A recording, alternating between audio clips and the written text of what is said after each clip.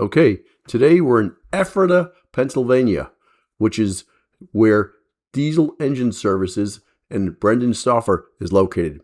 And he's showing us the details on the totally refurbished Detroit Diesel 471 that we just bought. Thanks, Brendan, for your time, and hope you guys enjoy the video. Please subscribe and all that good stuff. Pressure wash, and there's our hot tank with stuff on the lid. That's where we put the blocks and the parts to soak them and clean them up. So the hot tanks have some caustic material, caustic soda, and they're hot, and they come out pretty clean. Strip the paint pretty good. They do. If it's really, really good paint, sometimes it don't get it all off. That's just part of engine rebuilding is hot tanking them. The other thing we can look at is your engine. And out in the warehouse. And this is. Oh my word. This is why you're here. This is why we're here. Look at this. It is, wow. Let's do a walk around and check this out. It's got a little bit of dust on it, but other than that, nice looking engine. Yep, we had it sitting out in the warehouse. Oh, that's fine. It's fine with us. Here's the muffler. I'm just gonna send it with you so that you can mount it wherever you want. That's good. Yep. And I didn't put the pulley on because that's fine. We didn't know for sure. No, we're going back and forth, but I'll get the 26.5 inch one like you said. Okay. That's fine. Now the controls for this, the flapper is. This is the flap. Yeah. Oh wow. See, this is the electric solenoid that. Yes. Is that as far as the flap move? Can you do it again? Can I watch it? This piece doesn't need to move very far. This is the flap itself. So and it only moves it needs to trip. It needs to unhook the latch. Yeah. This inside just has a plate that. So when it moves, it only moves a quarter of an inch or basically, a half an inch. Yep. That's so the one we have might be okay. Maybe. Did you try it with it running? No, I haven't. I did. Just idle it. Just idle it and do that and see if it shuts it doesn't have this assembly. It's got a little lever because it used to have a wire connected to it somehow. Wow. And the tubes that we're talking about coming down. I think nope, that's not one. It's on the other side. I think they're on the other side, yeah. Okay, now this is for the fuel. This is fuel in, this is fuel return. Fuel return. Do we See, this is the engine fuel pump. So there's a fuel pump to suck engine into it, suck fuel into it. So you shouldn't need to add any we shouldn't need electric. You shouldn't need to add any. The Minneapolis Moly when we run, we just bought a $80 fuel pump yesterday because it quit and the fuel pump died. Well, where's your fuel tank? Like somewhere? It's on the ground. This pump is easily designed for that. Yep. No, that's fine. The other thing I was going to explain to you, right back here, is how you set the governor. That screw with the little nut. Yep. That's your top RPM. Okay. So. All right. You'll take this shield off so you can get to it better. But you set your RPM with your photo tack on the saw blade. Yes. Yep.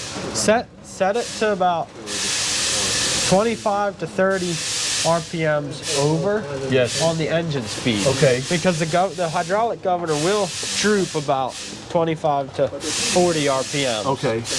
All right. So other than that, I don't know. Yeah, this solenoid, we have a safety system on it that will trip the solenoid if it gets high water temperature or low oil pressure. Okay, that's awesome. So it'll shut, as a safety, that it'll shut down like that. So we have, they call them Murphy switches. That's what Pete told me. Yeah. They're mechanical switches. So if the oil pressure gets below 5 psi, it shorts the magneto out. And if the temperature gets too high, it shorts the magneto out. And those are Murphy switches. Dipstick. Now to start it, what is this? You have to get used to this just a little bit because this is stop. That's how you shut off. So you just bring it up a little bit to idle. Okay. And it's not really marked. Just like about at that second.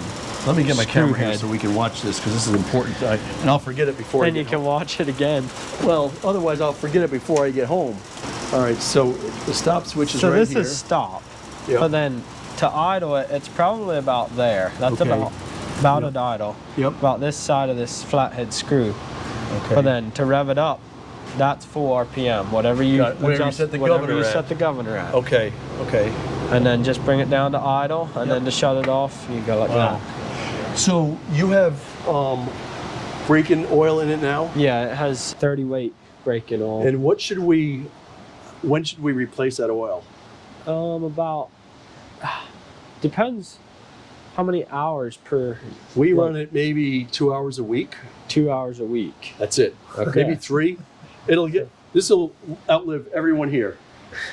That's what we're hoping. So, 50 hours? Maybe? About, yeah. Okay. Yeah, so in... I'll probably go a little less because it'll be 2 divided by 50, it'll be 25 weeks until you change oil. Right, it'll be 6 months. Yeah. So we'll do it in a few months. I'd probably do that 4 months. And then do we use SAE 30 straight oil? 40. Yeah. Okay. He was going to tell you. Yeah. That was one of my questions. All these questions. So I know questions cost more, but we'll put SAE 40 oil in it. And how many quarts does it hold? 5 gallons about. 5 gallons. 20 to 22 quarts. But you want to check the dipstick. Just fill it to the full on the dipstick. Yeah.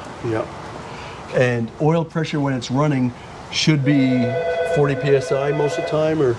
Yeah, sometimes depending if it's a warm day and the engine's good and warm and you're idling it, it'll be lower than that. Right. Yeah, I get that. Yeah. And temperature, thermostats are like 180 or 190? 170s maybe. I forget what you put in. 170 or 180. All right.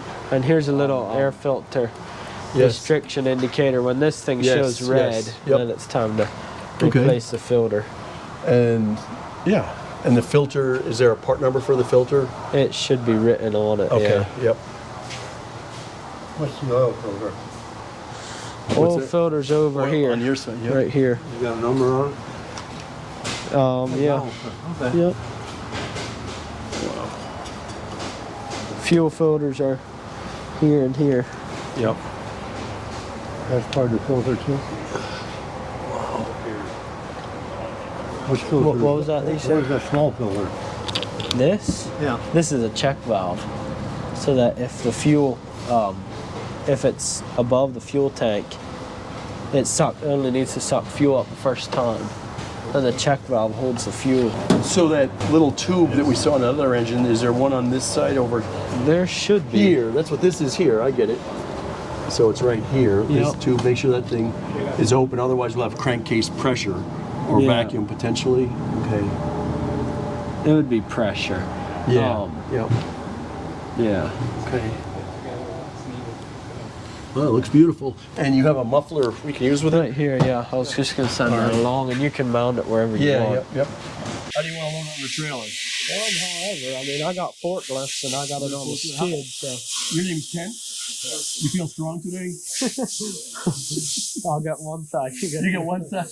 Brandon will get one side, Ken will get the other. No, I don't think so. But I would be impressed if you could. It's green antifreeze. Does it have SCAs in it? I'm not sure. It's not what I like is the red. Yeah. Extra long life. Final choice. Something, yeah. The green, they recommend that you change every 2 years. I will. So I would change it. We will put in. I use it in my diesels. It's called Final Charge or Final Choice. It's red. Yeah. And it's supposed to last 1 million miles. Yeah. But it has SCAs in it, which prevent cavitation issues. Which we're only running it 2 hours a week. It's not going to make any difference, but we'll just do it anyway. All right, guys. Thanks for watching another episode of Wayne's World Garage. That's about it for today. We're going to have one more video of diesel engine services and Brandon giving us a tour of some really cool engines, including a Detroit Diesel 171. What the heck? How cool is that? Take care. Have a good day.